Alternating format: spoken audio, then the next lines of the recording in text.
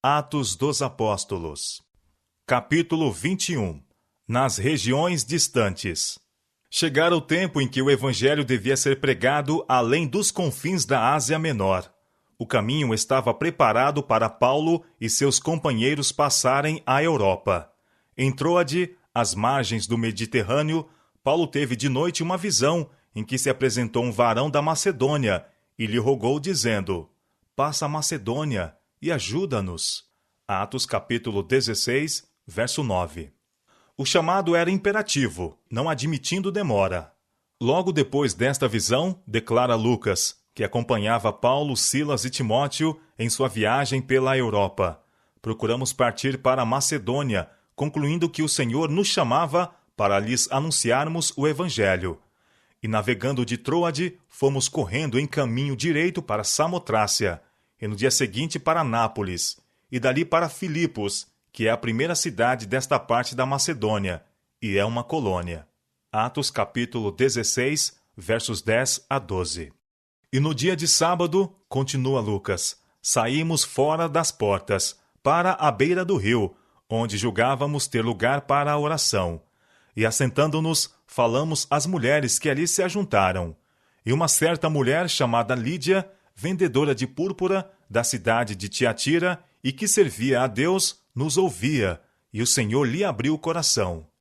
Lídia recebeu a verdade alegremente. Ela e os de sua casa foram convertidos e batizados. E ela insistiu com os apóstolos para que se hospedassem em sua casa.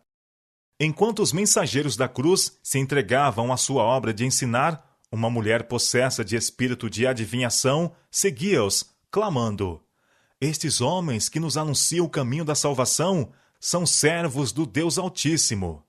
E isto ela fez por muitos dias. Atos capítulo 16, versos 13 a 18.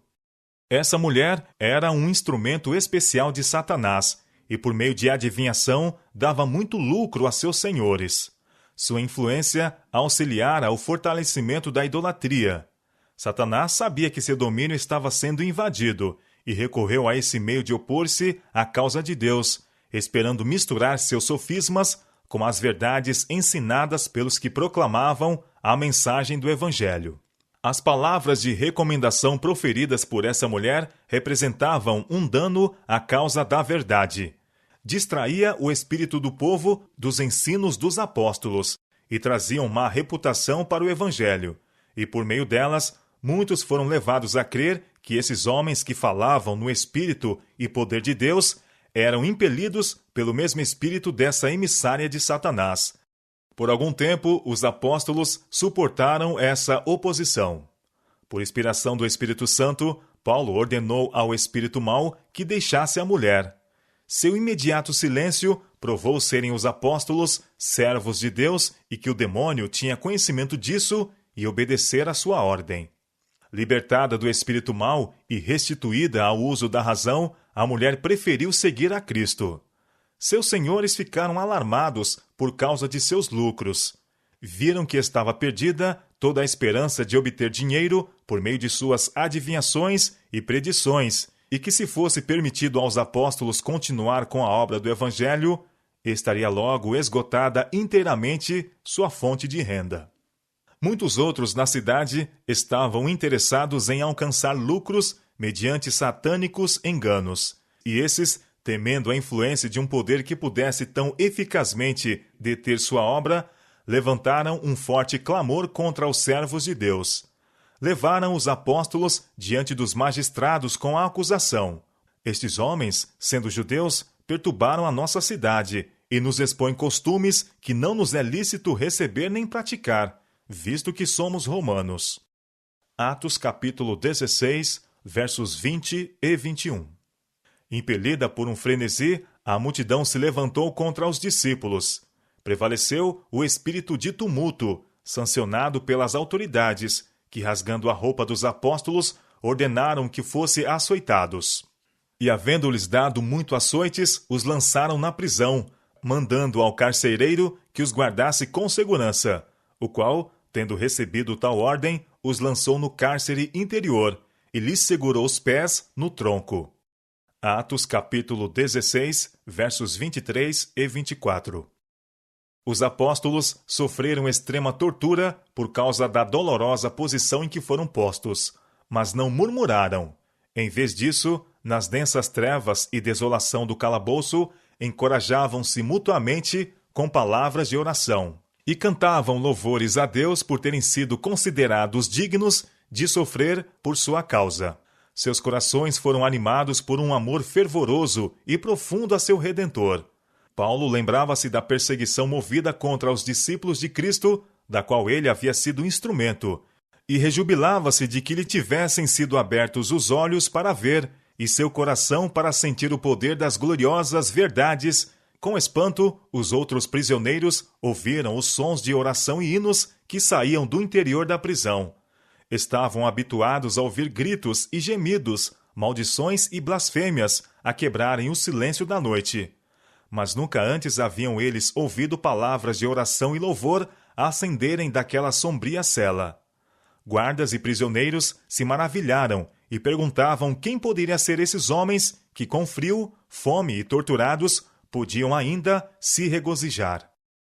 Enquanto isso, os magistrados voltaram a seus lares, lisonjeando-se de que, com medidas prontas e decisivas, haverem acabado com o tumulto. Mas no caminho ouviram mais pormenores com respeito ao caráter e à obra desses homens que haviam sentenciado ao açoite e prisão. Viram a mulher que havia sido liberta da satânica influência e ficaram impressionados com a mudança em sua aparência e comportamento. Antes ela havia causado perturbação na cidade. Agora estava calma e em paz. Sentindo que haviam provavelmente aplicado a 2 homens inocentes as rigorosas penalidades da lei romana, ficaram indignados e decidiram que pela manhã ordenariam que os apóstolos fossem secretamente libertados e escoltados para fora da cidade, longe do perigo de violência por parte da turba. Mas, conquanto houvessem os homens sido cruéis e vingativos, ou criminosamente negligentes nas responsabilidades solenes sobre eles postas, Deus não se havia esquecido de ser misericordioso para com seus servos. Todo o céu estava interessado nos homens que estavam sofrendo por amor de Cristo, e anjos foram enviados a visitar a prisão. A terra tremeu aos seus passos. As portas da prisão, pesadamente aferrolhadas, abriram-se. Cadeias e grilhões caíram das mãos e dos pés dos prisioneiros, e brilhante luz inundou a prisão. O guarda do cárcere tinha ouvido extasiado as orações e cânticos dos apóstolos prisioneiros. Quando foram encarcerados, havia ele visto suas feridas entumecidas e sangrentas. E por si próprio tinha-se decidido a colocar seus pés no cepo. Esperara ouvir-lhes amargos urros e imprecações, mas ouvia em lugar disto cânticos de louvor. Com esses sons nos ouvidos, havia o carcereiro caído no sono de que foi despertado pelo terremoto e pelo sacudir das paredes da prisão. Erguendo-se alarmado, viu com espanto que todas as portas da prisão estavam abertas e dele se apossou o temor de que os prisioneiros tivessem escapado. Lembrou-se com que explícitas recomendações Paulo e Silas haviam sido confiados a seu cuidado na noite anterior, e estava certo de que a morte seria a pena de sua aparente infidelidade. Em amargura de espírito, sentia que lhe seria melhor morrer pelas próprias mãos que submeter-se a uma vergonhosa execução. Tirando a espada, estava prestes a matar-se, quando a voz de Paulo foi ouvida em palavras de animação. Não te faças nenhum mal, que todos aqui estamos. Atos capítulo 16, verso 28. Cada prisioneiro estava em seu lugar, retido pelo poder de Deus, exercido por intermédio de um companheiro de prisão. A severidade com que o carcereiro tratara os apóstolos não havia despertado neles ressentimento. Paulo e Silas tinham o espírito de Cristo, e não de vingança. Em seu coração repleto do amor do Salvador, não havia lugar para a maldade contra os perseguidores. O carcereiro, depondo a espada e pedindo luz, apressou-se a descer ao calabouço.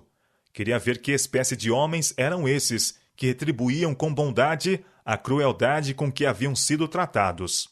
Alcançando o lugar onde estavam os apóstolos, prostrou-se diante deles e pediu perdão. Então, levando-os para um recinto aberto, interrogou: Senhores, que é necessário que eu faça para me salvar? Atos capítulo 16, verso 30. O carcereiro havia estremecido ao contemplar a ira de Deus no terremoto. Quando supôs que os prisioneiros tinham escapado, esteve prestes a matar-se pela própria mão. Mas agora, todas essas coisas pareciam de pouca importância, comparadas com a nova e estranha perturbação que lhe agitava a mente. E por seu desejo de possuir a tranquilidade e a alegria mostradas pelos apóstolos debaixo de sofrimento e maus tratos, via-lhes no semblante a luz do céu, e sabia que Deus se havia interposto de maneira miraculosa para salvar-lhes a vida, e com força peculiar vieram-lhe à mente as palavras da mulher possessa: Estes homens que nos anunciam o caminho da salvação são servos do Deus Altíssimo. Com profunda humildade, pediu aos apóstolos que lhe mostrassem o caminho da vida. Crê no Senhor Jesus Cristo e serás salvo, tu e a tua casa. Responderam eles, e lhe pregaram a palavra do Senhor e a todos os que estavam em sua casa. Atos capítulo 16, versos 31 e 32. O carcereiro, então, lavou as feridas dos apóstolos e serviu-os, sendo a seguir batizado por eles, juntamente com todos os que estavam em sua casa. Uma santificadora influência foi difundida entre os prisioneiros, e a mente de todos foi aberta às verdades expostas pelos apóstolos. Eles estavam convictos de que o Deus a quem esses homens serviam os haviam milagrosamente libertado da prisão. Os cidadãos de Filipos haviam ficado grandemente atemorizados com o terremoto, e quando pela manhã os funcionários da prisão contaram aos magistrados o que havia ocorrido durante a noite, eles ficaram alarmados e enviaram oficiais para libertar os apóstolos. Paulo, porém, declarou: Açoitaram-nos publicamente e sem sermos condenados, sendo homens romanos, nos lançaram na prisão, e agora encobertamente nos lançam fora? Não será assim, mas venham eles mesmos e tirem-nos para fora. Atos capítulo 16, verso 37. Os apóstolos eram cidadãos romanos, e era contra a lei açoitar um romano, ou privá-los da liberdade sem justo julgamento, salvo no caso do mais flagrante crime. Paulo e Silas haviam sido presos publicamente, e agora se recusavam a aceitar a liberdade secreta, sem as necessárias explicações da parte dos magistrados. Quando esse fato foi levado ao conhecimento das autoridades, estas ficaram alarmadas, temendo que os apóstolos apelassem para o imperador. Indo imediatamente à prisão, se desculparam diante de Paulo e Silas pela injustiça e crueldade a eles feita, e pessoalmente conduziram-nos para fora da prisão, suplicando-lhes que partissem da cidade. Os magistrados temeram a influência dos apóstolos sobre o povo, e temeram também o poder que se interpusera em benefício desses homens inocentes. Agindo segundo as instruções dadas por Cristo, os apóstolos não insistiram em permanecer onde sua presença não era desejada. E saindo da prisão, entraram em casa de Lídia, e vendo os irmãos, os confortaram, e depois partiram. Atos capítulo 16, verso 40. Os apóstolos não consideraram infrutíferas suas atividades em Filipos. Haviam encontrado muita oposição e perseguição, mas a intervenção da providência em seu favor e a conversão do carcereiro e de sua casa foram mais que suficientes para cobrir a desventura e o sofrimento que haviam suportado.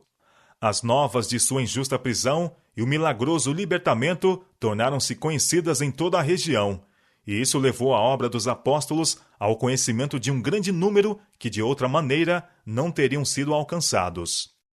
As atividades de Paulo em Filipos deram em resultado ser aí estabelecida uma igreja, cujo número de membros aumentava firmemente. Seu zelo e devoção e, acima de tudo, sua disposição de sofrer por Cristo exerciam profunda e perdurável influência sobre os conversos. Os irmãos apreciavam as preciosas verdades porque os apóstolos se haviam sacrificado tanto e davam-se com devoção e inteiro coração à causa de seu Redentor.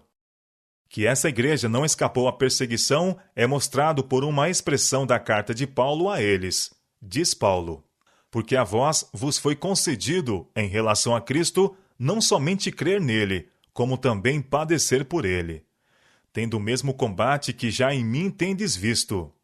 Era tal a firmeza deles na fé que ele declara: dou graças ao meu Deus todas as vezes que lembro de vós, fazendo sempre com alegria oração por vós em todas as minhas súplicas, pela vossa cooperação no Evangelho, desde o primeiro dia até agora. Filipenses capítulo 1, versos 29, 30 e versos 3 a 5. Terrível é a luta que se trava entre as forças do bem e do mal, em centros importantes onde os mensageiros da verdade são chamados ao trabalho. Porque não temos que lutar contra a carne e o sangue, declara Paulo, mas sim contra os principados, contra as potestades, contra os príncipes das trevas deste século. Efésios capítulo 6, verso 12. Até o fim do tempo haverá conflito entre a Igreja de Deus e os que estão sob o controle dos anjos maus. Os cristãos primitivos foram chamados muitas vezes a enfrentar face a face os poderes das trevas. Mediante a perseguição e o engano, o inimigo se esforçava por fazê-los desviarem-se da verdadeira fé. Nesse tempo, quando o fim de todas as coisas terrestres está se aproximando rapidamente, Satanás faz desesperados esforços para enredar o mundo. Está arquitetando muitos planos para ocupar as mentes e distrair a atenção das verdades essenciais à salvação. Em cada cidade, seus agentes estão ativamente organizando em partidos todos os que se opõem à lei de Deus. O arqui-enganador está em atividade para introduzir elementos de confusão e rebeldia, e os homens estão sendo possuídos de ardente zelo que não está de acordo com o entendimento. A impiedade está alcançando um nível nunca antes atingido.